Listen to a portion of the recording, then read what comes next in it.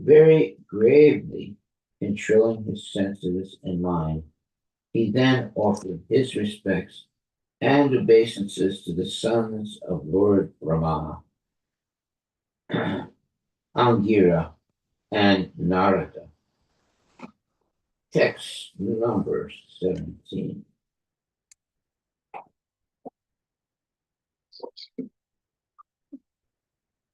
Thereafter, being very much pleased with Chitraketu, who was self-controlled, who was a self-controlled devotee and surrendered soul, Narada, the most powerful sage, spoke to him the following transcendental instructions.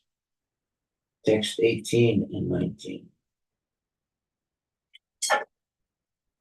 Narada gave Chitraketu the following mantra: O Lord, O Supreme Personality of Godhead, who are addressed by the Omkara Pranava, offer my respectful obeisances unto you.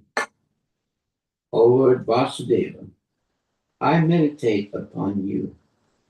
O Lord Pradyumna, Lord Aniruddha, and Lord Sankarsana, I offer you my respectful obeisances.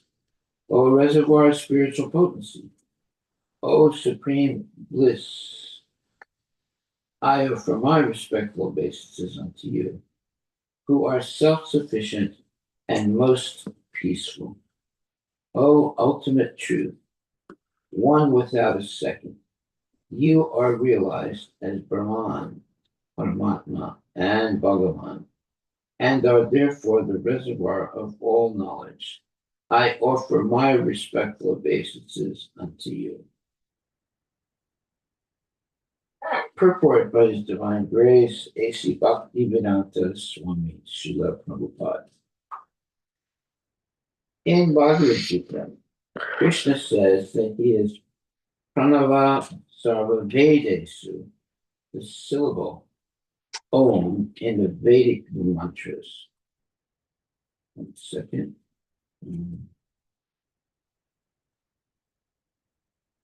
In Bhagavad Gita, Krishna says that he is Pranava Sarva Vedesu, the syllable Om in the Vedic mantras. In transcendental knowledge, the Lord is addressed as Pranava, Omkara, which is a symbolic representation of the Lord in sound. Om Namo Bhagavate Vasudevaya.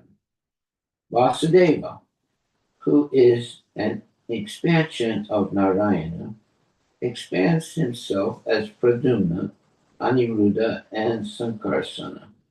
From Sankarsana comes a second Narayana expansion, and from this Narayana come further expansions of Vasudeva, Pradyumna, Sankarsana, and Aniruddha.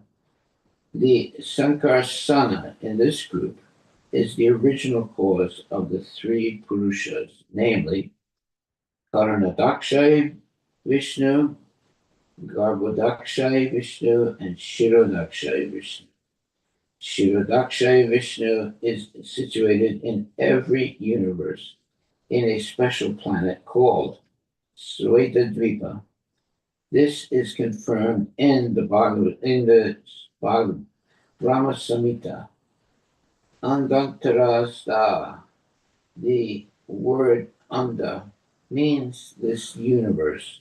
Within this universe is a planet called Svetadvipa, where Shirodakshari, from him come all the incarnations within this universe. As confirmed in the Bhagavad Gita, all these forms of the Supreme Personality of Godhead are Advaita, non-different, and they are also Achyuta, infallible. They do not fall down like the conditioned souls. The ordinary living entity is prone to falling into the clutches of Maya, But the Supreme Lord, in his different incarnations, in his different incarnations and forms, is Achyuta, infallible. Therefore, his body is different from the material body possessed by the conditioned soul. The word matra is explained in the Medini dictionary as follows: Matra karna vibhushayam vidde mane parichade. The word matra, in its different imports, is used to indicate the decoration of the ear, possession, respect, and the possession of a covering. As stated in Bhagavad Gita 2.14,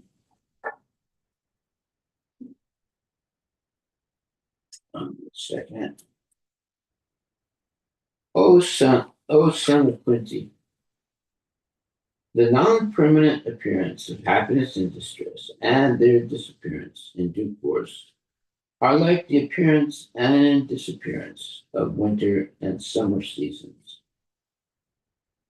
They arise from sense perception, O Skayana Bharata, and one must learn to tolerate them without being disturbed. In the conditioned state of life, the body is used as our dress. Okay.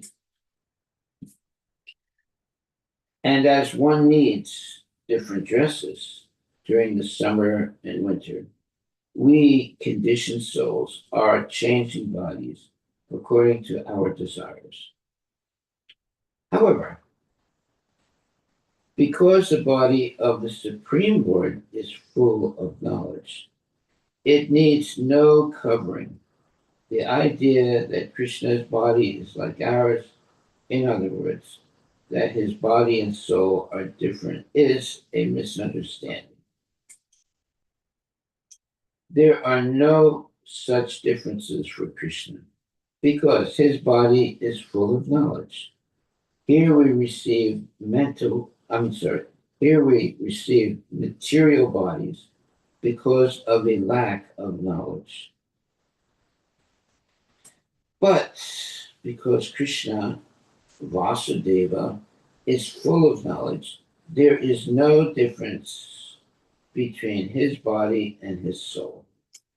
Krishna remembers what he said 40 million years ago to the sun god.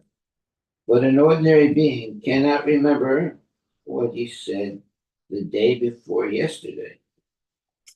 This is the difference between Krishna's body and our body. Therefore, the Lord is addressed as Vijnana Matraya, Paramananda Murtaye.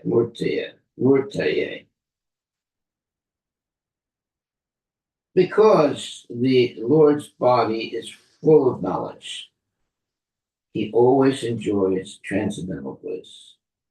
Indeed, his very form is Paramananda. This is confirmed in the Veda Sutra. Anandamaya Vyasat. By nature, the Lord is Anandamaya. Whenever we see Krishna, he is always full of Ananda in all circumstances. No one can make him more morose. No one can make him morose. Atma Ramaya. He does not need to search for external enjoyment because he is self-sufficient. Santaya. He has no anxiety. One who has to seek pleasure from other sources is always full of anxiety. Karmis, jnanis, and yogis are full of anxiety because they want something, but a devotee does not want anything. he is simply satisfied in the service of the Lord, who is fully blissful. Nivrita Dvaita Dristaye, in our conditional life, our bodies have different parts. But although Krishna apparently has different bodily parts, no part of his body is different from any other part.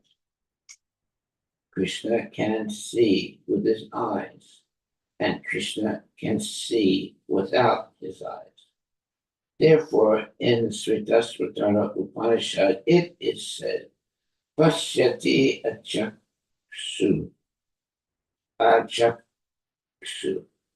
He can see with his hands and legs. He does not need a particular bodily part to perform a particular action. Angani yasya sakalendriya Rittimanti, he can do anything he desires with any part of his body, and therefore he is called Almighty. Text number 20. Perceiving your personal bliss, you are always transcendental to the waves of material nature. Therefore, my Lord, I offer my respectful obeisances unto you. You are the supreme controller of the senses, and your expansions of form are unlimited. You are the greatest, and therefore I offer my respectful obeisances unto you. This verse analytically differentiates the living entity from the Supreme Lord. The form of the Lord and the form of the conditioned soul are different because the Lord is always blissful, whereas the conditioned soul is always under the threshold of under the threefold miseries of the material world. The Supreme Lord is Sat Chit Ananda Vigraha. He derives Ananda, bliss, from his own self. The Lord's body is transcendental, spiritual, but because the conditioned soul has a material body, he has many bodily and mental troubles. The conditioned soul is always perturbed by attachment and detachment, whereas the Supreme Lord is always free from such dualities. The Lord is the supreme master of all senses, whereas the conditioned soul is controlled by the senses. The Lord is the greatest, whereas the living entity is the smallest. The living entity is conditioned by the waves of material nature. But the Supreme Lord is transcendental to all actions and reactions. The expansions of the Supreme Lord's body are innumerable. Advaitam Achutam Anadim Ananta Rupam. But the conditioned soul is limited to only one form. From history, we learn that a conditioned soul, by mystic power, can sometimes expand into 8 forms, but the Lord's bodily expansions are unlimited. This means that the bodies of the Supreme Personality Godhead have no beginning and no end, unlike the bodies of the living entities. Wow, that is very interesting.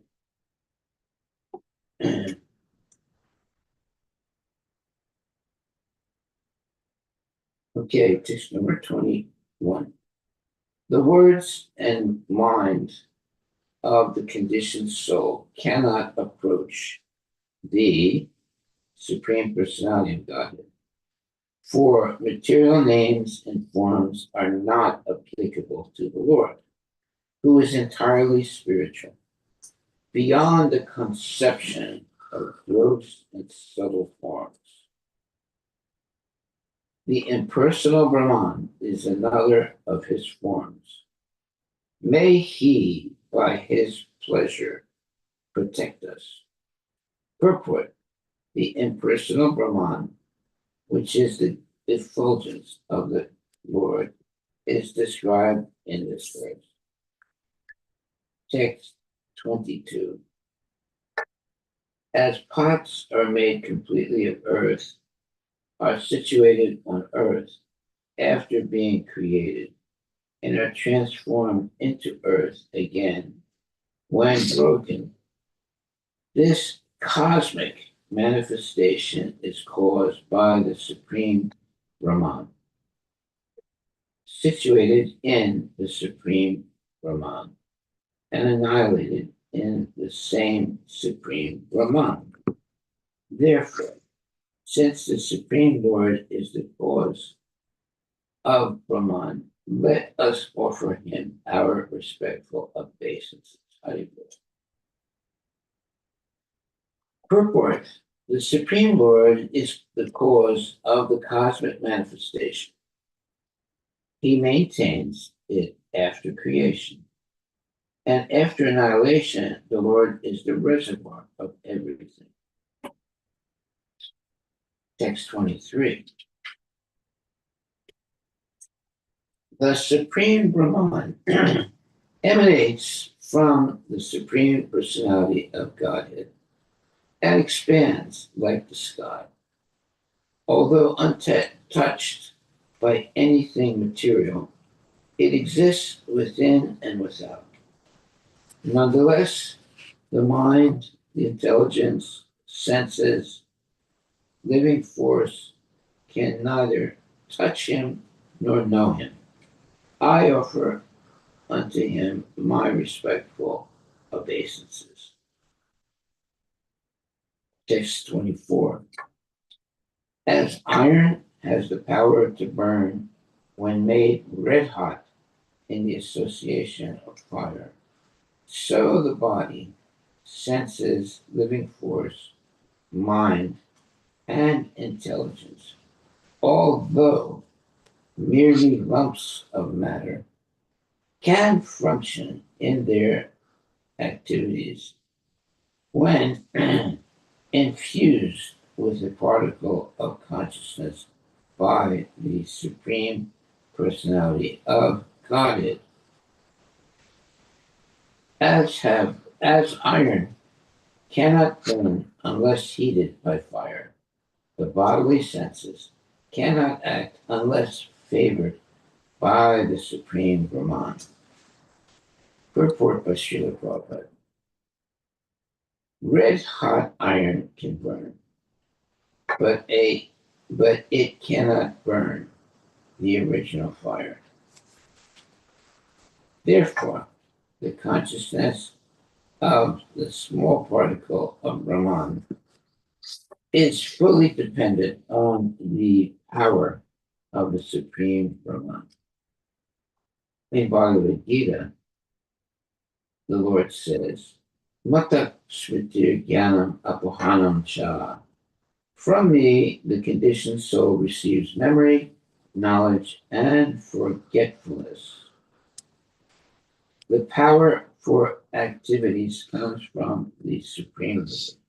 And when the Lord withdraws his power, the conditioned soul no longer has energy with which to act through his various senses. The body includes the five knowledge acquiring senses, 5 active senses, and the mind. But actually, these are merely lumps of matter. For example, the brain is nothing but matter. But when electrified by the energy of the Supreme Personality of Godhead, the brain can act, just as iron can burn when made red hot by the influence of the fire. The brain can act while we are awake or even when we are dreaming, but when we are fast asleep or unconscious, the brain is inactive. Since the brain is a lump of matter, it does not have independent power with which to act. It can act only when favored by the influence of the Supreme Personality of Godhead, who is Brahman or Paramatma. This is Param Brahma. This is the way to understand how the Supreme Brahman, Krishna, is present everywhere. Just as the sunshine is present because of the sun god in the sun globe, the Supreme Lord is called Rishikesha. He is the only conductor of the senses. Unless empowered by his energy, our senses cannot act. In other words, he is the only seer, the only worker, the only listener, and the only active principle only active principle or supreme controller. Text 25. Okay, this is like a prayer. Say the verse. Om Namo Bhagavate Mahapurushaya Mahanubhavaya Maha Vibhuti Pataye Sakala Satvata Pariridha Nihkara Kara Kamala Kud Mal O Kala Lal Ita Sharana Aravinda Yugala Parameshtin Namaste. And it says, it's like a prayer. Oh, transcendental Lord, it is a prayer, who art situated in the topmost planet of the spiritual world. Your two lotus feet are always massaged by a multitude of the best devotees with their lotus bud hands. You are the Supreme Personality of Godhead, complete in 6 opulences. You are the Supreme Person mentioned in the Purusha Sukta prayers. You are the most perfect, self-realized man of all mystic power. Let me offer my respectful obeisances unto you. Okay, that's a prayer, beautiful prayer. It is said, purport, it is said that the absolute truth is one, but is manifested in different features as Brahman, Paramatma, and Bhagavan. The previous verses describe the Brahman and Paramatma features of the absolute truth.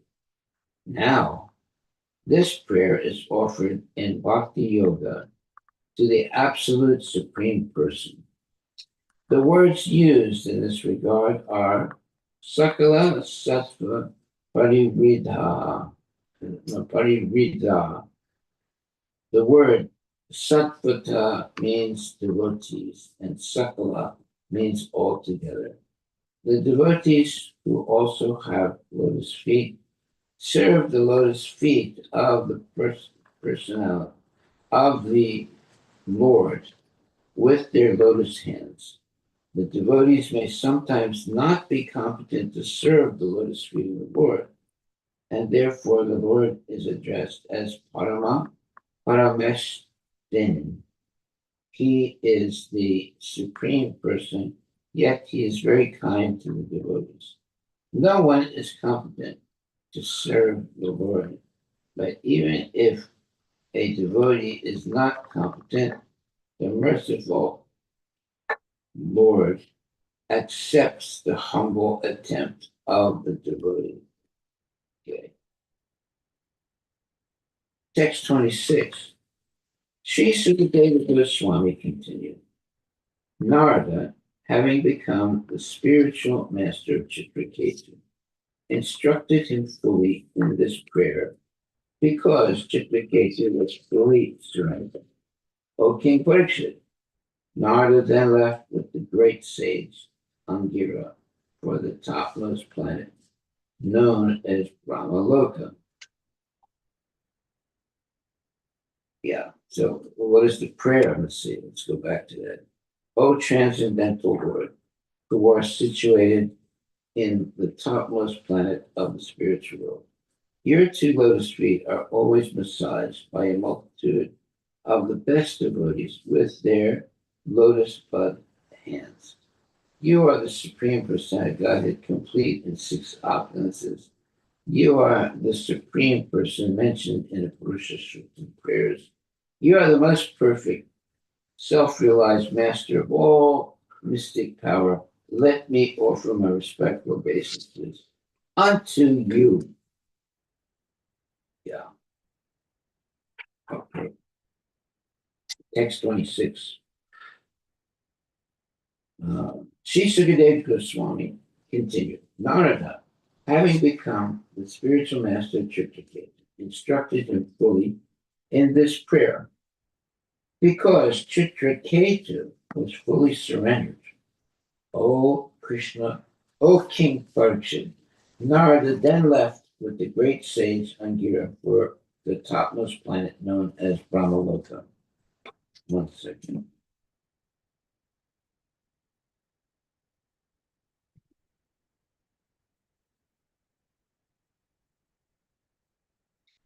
When Angira had first come to visit King Chitraketu, he did not bring Narada with him. However, after the death of Chitraketu's son, Angira brought Narada to instruct King Chitraketu about Bhakti Yoga. The difference was that in the beginning, Chitraketu was not in a temperament of renunciation. But after the death of his son, when he was overwhelmed by his great plight, he was awakened to the platform of renunciation by instructions regarding the falsity of this material world and material possessions. Very interesting. Yeah, because possessions, we only have them for a certain period of time. And even the material world, it's always changing and it goes into different stages of being visible and then not visible and so forth. It is only at this stage that bhakti yoga can be instructed. Wow. As long as one is attached to material enjoyment, bhakti yoga cannot be understood. This is confirmed in Bhagavad Gita 2:44. Vogaishvarya prasaktanam tayaparata chetasam vyavasayatmika buddhi samado na vidyate. Very nice verse. In the minds of those who are too attached to sense enjoyment and material opulence, and who are bewildered by such things, the resolute determination of devotional service to the Supreme Lord does not take place. Yeah, those who are too attached to sense enjoyment and material opulence, and who are bewildered by such things, the resolute determination of devotional service to the Supreme Lord does not take place. As long as one is very much attached to material enjoyment, one cannot concentrate his mind on the subject matter of devotional service. The Krishna consciousness movement is progressing successfully in the Western countries at the present moment because the youth in the West have reached the stage of vairagya or renunciation. They are practically disgusted with material pleasure from material sources, and this has resulted in a population of hippies throughout the Western country. One second, let me read that again.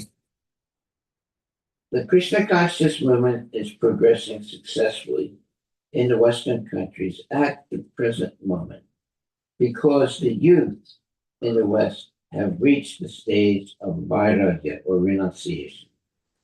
They are practically disgusted with material pleasure from material sources.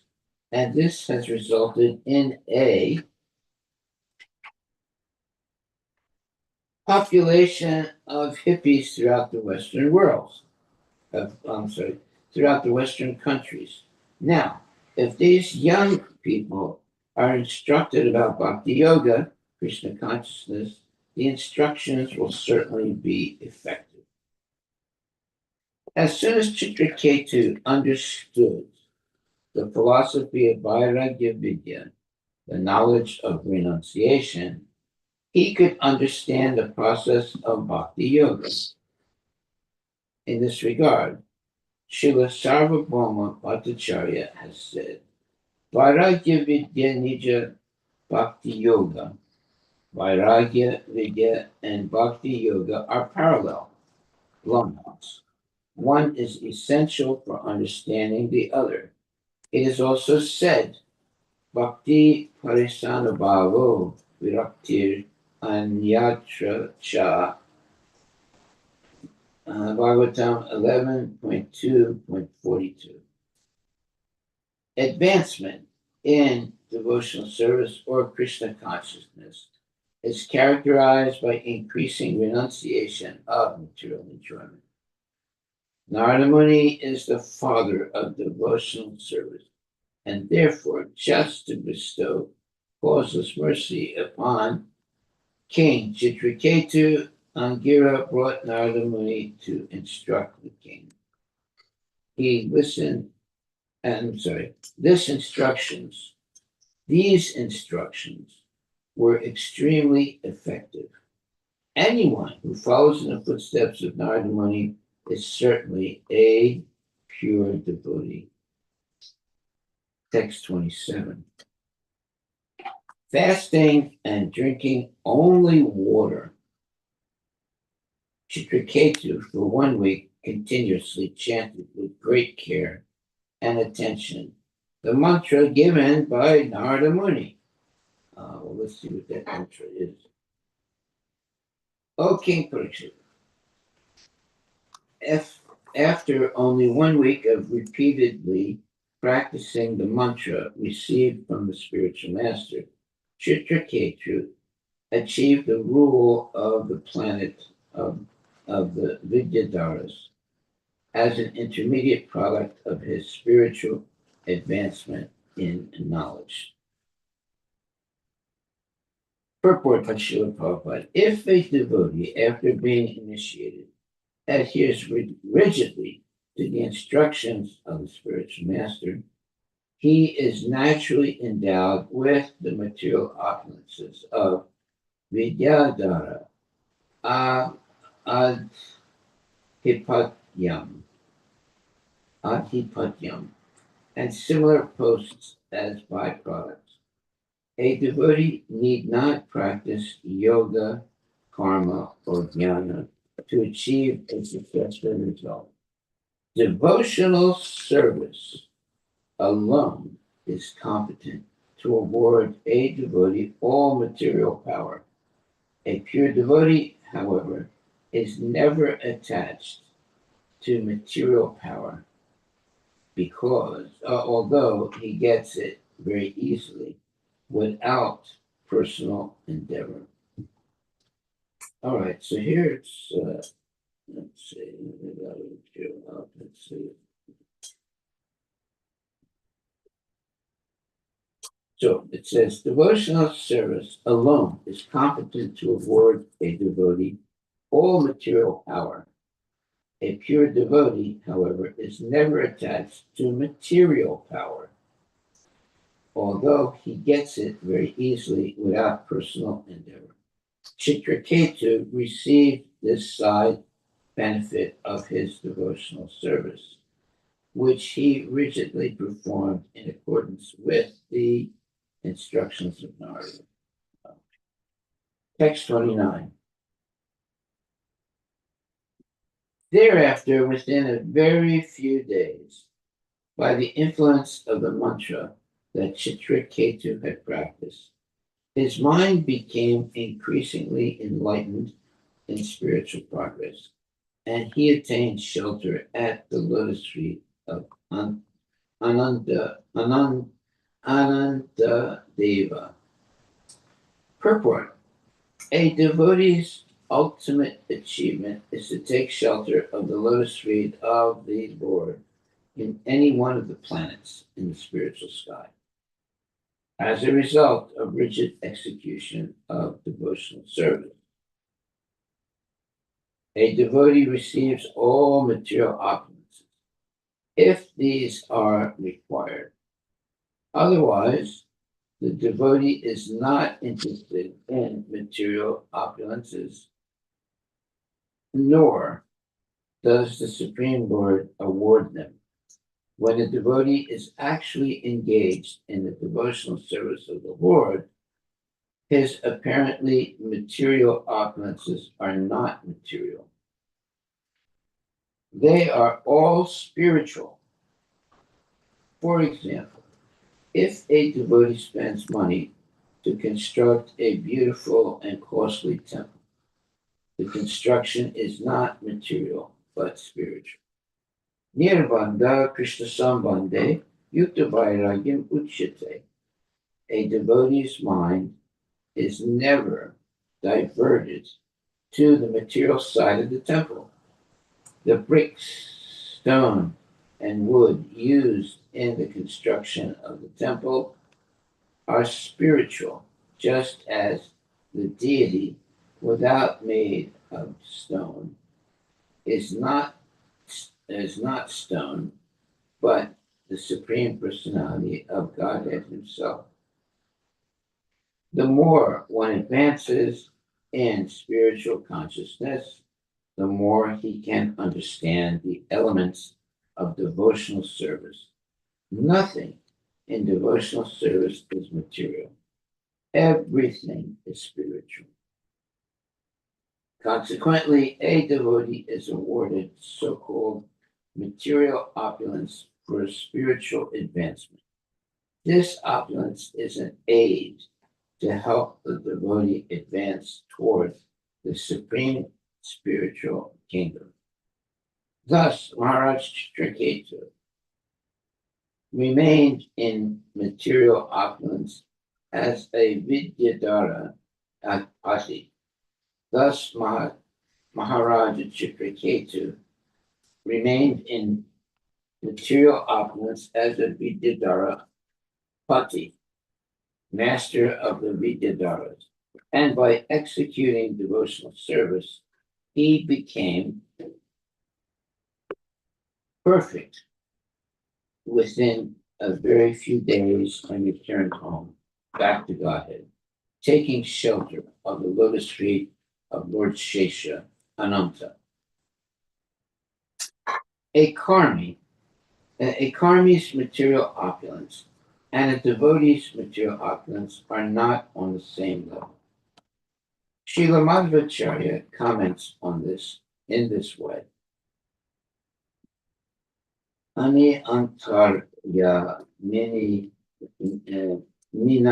vishnum upasyanya samipada bhaved yog yataya tasya padam va prapnuyan nara. By worshipping the By worshiping Lord Vishnu, one can get whatever he desires, but a pure devotee never asks Lord Vishnu for any material profit. Instead, he serves Lord Vishnu without material desires and therefore ultimately transferred to the spiritual kingdom.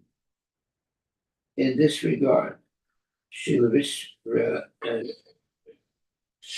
Viraraghava Acharya comments, Yateshta Gatir iti artha. By worshipping Vishnu, a devotee can get whatever he likes.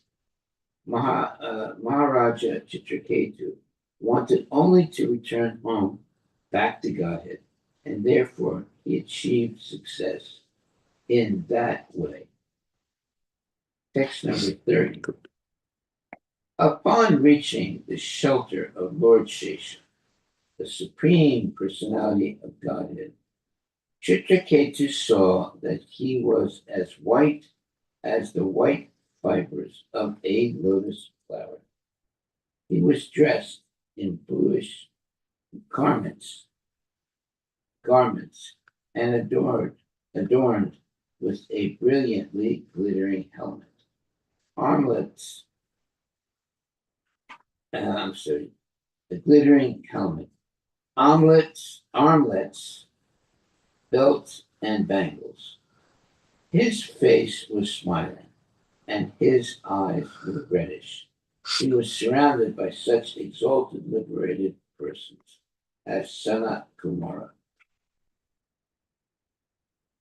As soon as Maharaj Chitraketu saw the Supreme Lord, he was cleansed of all material contamination and situated in his original Krishna consciousness. Being completely purified, he became silent and grave, and because of love for the Lord, tears fell from his eyes, and his hairs stood on end. With great devotion and love, he offered his respectful obeisances unto the original personality of Godhead. Purport by Srila Prabhupada. The word tad darshana devasta samasta kilbasa is very important in this verse. If one regularly sees the Supreme Personality of Godhead in the temple, one will gradually be disinfected of all material desires simply by visiting the temple and seeing the deity. When one is freed from all the results of sinful activities, one will be purified and with a healthy mind, completely cleansed. He will increasingly make progress in Krishna consciousness. Nice statement. Very nice. Text number 32. With tears of love and affection, Chitraketu repeatedly moistened the resting place of the Supreme Lord's lotus feet. Because his voice was choked in ecstasy, for a considerable time he was unable to utter any of the letters of the alphabet to offer the Lord suitable prayers. Purport by Srila Prabhupada. All the letters of the alphabet and the words constructed by those letters are meant for offering prayers to the Supreme Personality of God. Oh, that's nice. Maharaj Chitraketu had the opportunity to offer prayers to the Lord by composing nice verses from the letters of the alphabet, but because of his ecstasy, for a considerable time he could not join those letters to offer prayers to the Lord. As stated in Srimad Bhagavatam 1.5.22, idam hi pumsas tapasa shrutasya va svis tasya suk tasya cha buddhi datayo avichuto rata kavibir nirupito yad uttam sloka gunan varnanam. If one has scientific, philosophical, political, economic, or any other abilities and wants perfection in his knowledge, he should offer prayers to the Supreme Personality of Godhead by composing first class poetry or engaging his talents in the service of the Lord. Chitraketu wanted to do this, but he was unable because of loving ecstasy. That's very good. Mhm. Therefore, he had to wait for a considerable time before he could offer prayers.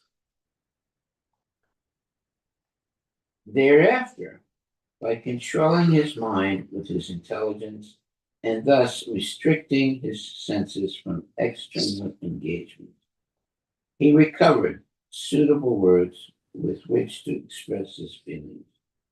Thus he began offering prayers to the Lord, who is the personification of the Holy Scriptures, the Satvata Samhitas, like the Brahma Samhita and Narada Pancharatra, and whoever is the Supreme Master of all.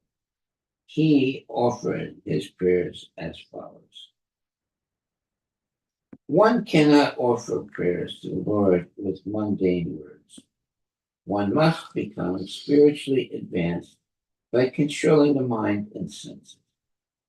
Then he can find suitable words to offer in prayers to the Lord. Quoting the following verse from the Padma Purana, Sri Sanatana Goswami forbids us to sing any song not sung by the authorized devotees. Interesting. Mhm. Vaishnava Mukod Girnam Putam Hari Katam Ritam Shravanam Naiva Kartavyam Sarpo Chistam Yatapaya. The words or songs of a person not fixed in Vaishnava behavior, not strictly following the rules and regulations and chanting the Hare Krishna mantra should not be accepted by pure devotees. Okay, there it is. We got to be careful. No mundane songs or mundane singing, things like that. The words Sattva Shastra Vigraham indicate that the Satchit Ananda body of the Lord can never be accepted to be made of Maya. Devotees do not offer prayers to the Lord in an imaginary form. The existence of the Lord's form is supported by all Vedic literatures. In other words, it's saying we should only chant bona fide mantras and nothing speculated or uh, some kind of very very enticing poetry and so forth. Text 34. Chitraketu said, O unconquerable Lord, although you cannot be conquered by anyone, you are certainly conquered by the devotees who have control of the mind and senses. They can keep you under their control because you are causelessly merciful to the devotees who desire no material profit from you. Indeed, you give yourself to them, and because of this, you also have full control over your devotees. Okay. Text number, purport. The Lord and the devotees both conquer. The Lord is conquered by devotees, and the devotees are conquered by the Lord. Because of being conquered by one another, they both derive transcendental bliss from their relationship. The highest perfection of this mutual conquering is exhibited by Krishna and the gopis. The gopis conquered Krishna, and Krishna conquered the gopis. Thus, whenever Krishna played his flute, he conquered the minds of the gopis. And without seeing the gopis, Krishna could not be happy. Other transcendentalists, such as Jnanis and yogis, cannot conquer the Supreme Personality of Godhead. Only pure devotees can conquer him. Pure devotees are described as samamati, which means that they never deviate from devotional service under any circumstances. It is not that devotees worship the Supreme Lord only when happy. They worship him even when in distress. Happiness and distress do not hamper the process of devotional service. Therefore, Srimad Bhagavatam says that devotional service is akaituki apatihata, unmotivated and uninterpreted. Interrupted. I'm sorry, yeah. Unmotivated and uninterrupted. When a devotee offers devotional service to the Lord without any motive, anya bilasita sunyam, his service cannot be hampered by any material condition. Apratihata. Thus, a devotee who offers service in all conditions of life can conquer the Supreme Personality of Godhead. Okay, there it is. A devotee who offers service in all conditions of life can conquer the Supreme Personality of Godhead. That's our takeaway for today, right there. A special distinction between devotees and the other transcendentalists, namely the Jnanis and yogis, is that Jnanis and yogis artificially try to become one with the Supreme, whereas devotees never aspire for such an impossible accomplishment.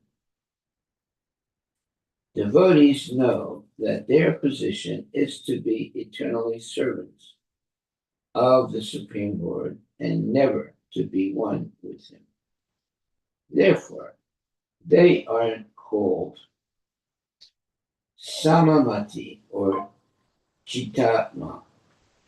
They detest oneness with the Supreme.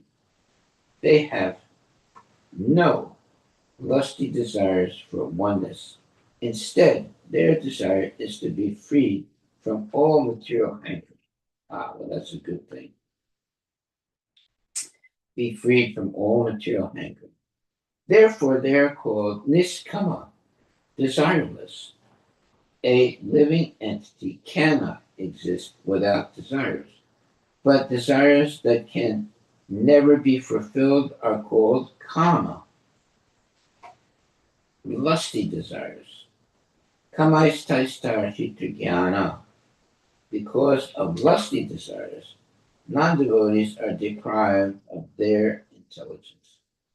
Thus, they are unable to conquer the Supreme Lord. Whereas devotees, being freed from such unreasonable desires, can conquer the Lord. Such devotees are also conquered by the Supreme Personality of Godhead because they are pure, being free from all material desires.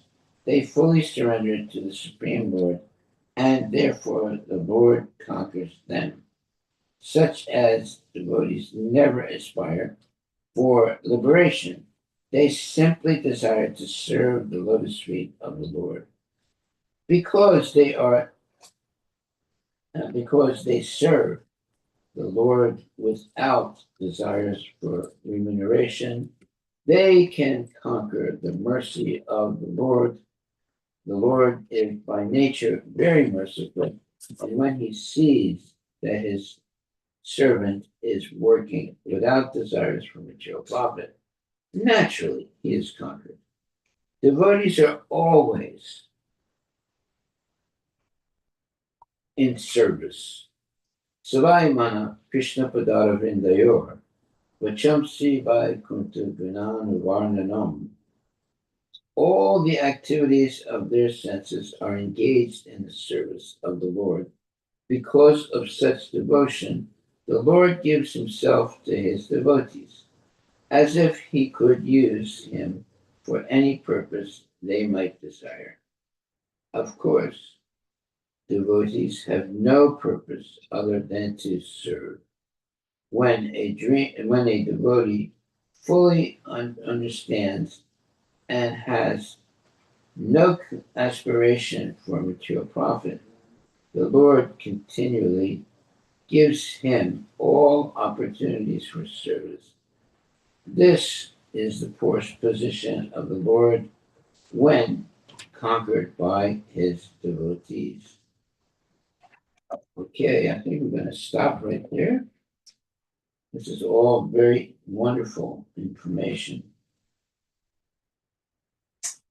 Are there any questions or comments?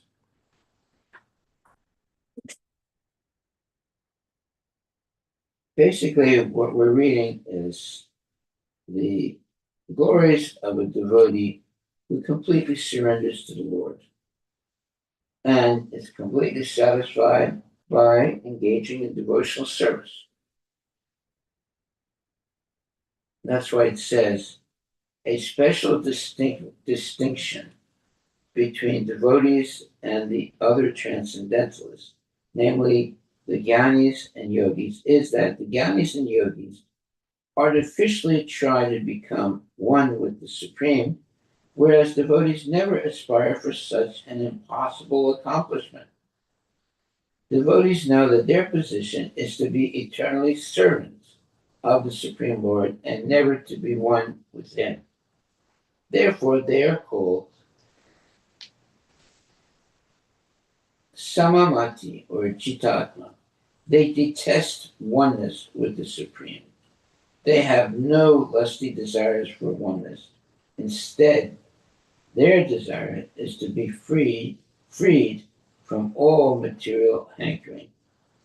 Therefore, they are called Niskama, desireless. A living entity cannot exist without desires, but desires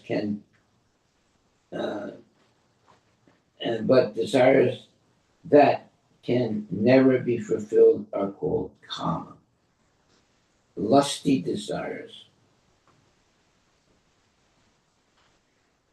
Kamastaistar hita. Because of lusty desires, non-devotees are deprived of their intelligence. Thus, they are unable to conquer the Supreme Lord, whereas devotees, being freed from such unreasonable desires, can conquer the Lord. Such devotees are also conquered by the Supreme Personality of Godhead because they are pure. Being free from all material desires, they fully surrender to the Supreme Lord, and therefore the Lord conquers them. Such devotees never aspire for liberation. They simply desire to serve the lotus feet of the Lord because they serve the Lord without desires for remuneration. They can conquer the mercy of the Lord. The Lord is by nature very merciful, and when he sees that his servants are working without desires for material profit, naturally he is conquered. Devotees are always engaged in service. Savai Mana, Krishna Padara Vrindayor, Vachamsi Vaikunta Gunanuvarnane. All the activities of their senses are engaged in the service of the Lord.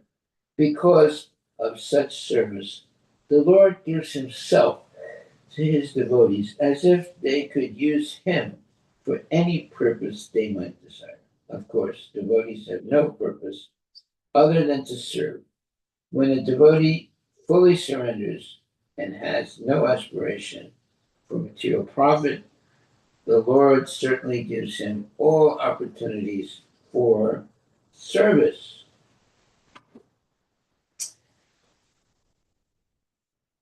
This is the position of the Lord when conquered by his devotees.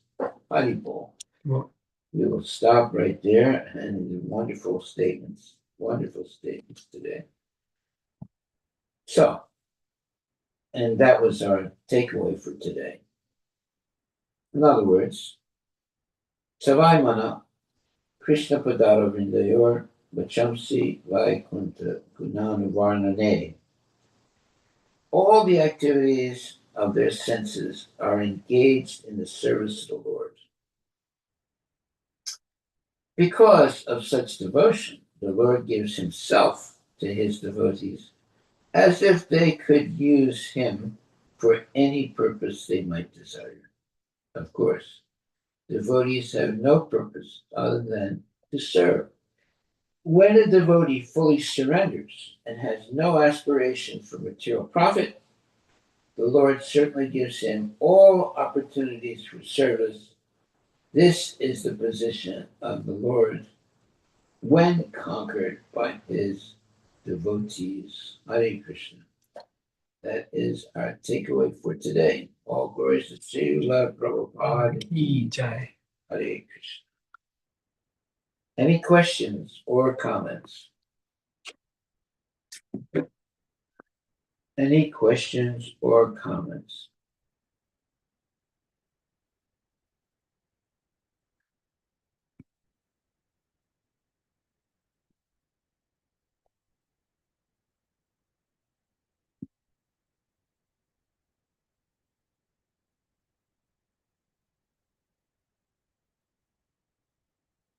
Okay, well, our takeaway for today. When a devotee fully surrenders and has no aspiration for material profit, the Lord certainly gives him all opportunities for service. This is the position of the Lord when conquered by his devotees.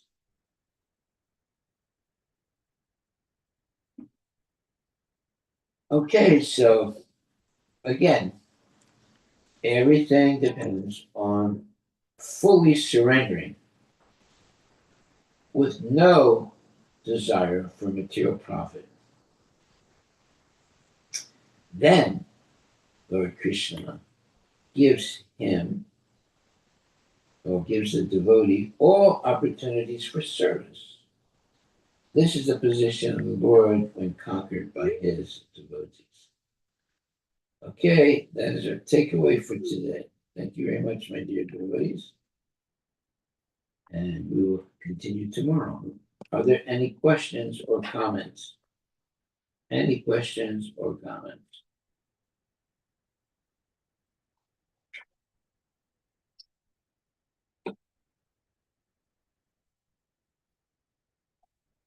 Any questions or comments?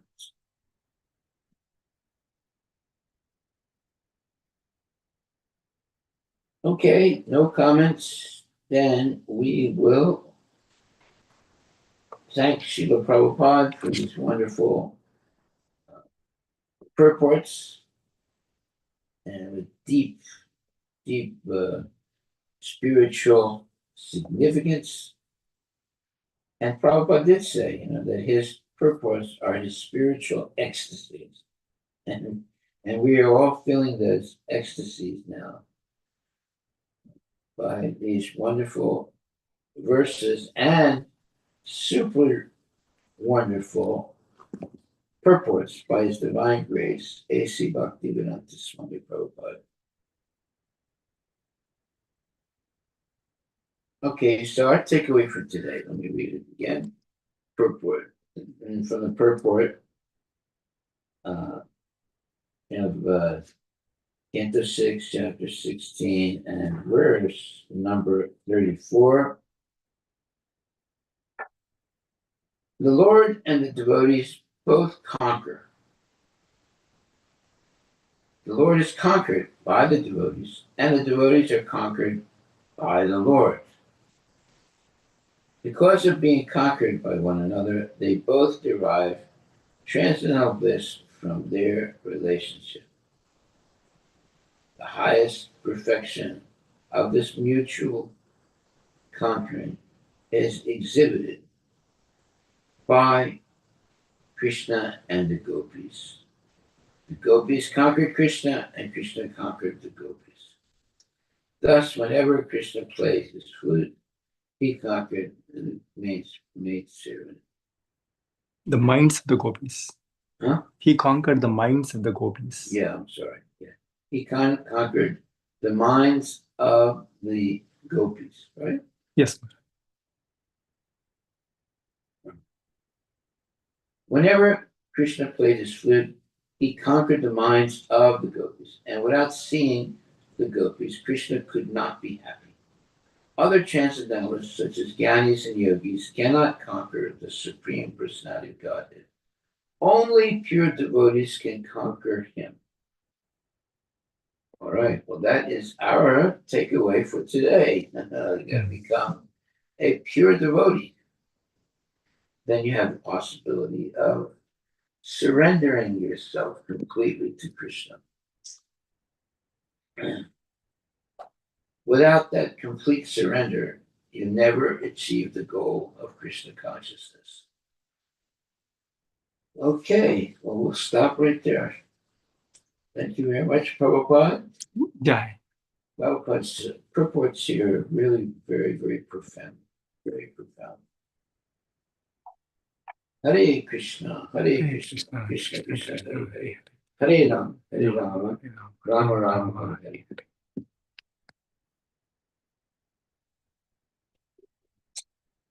Hare Krishna, my dear devotees, have a very good day today. Chant Hare Krishna and be happy. Hare Bol. Thank you, Maharaj.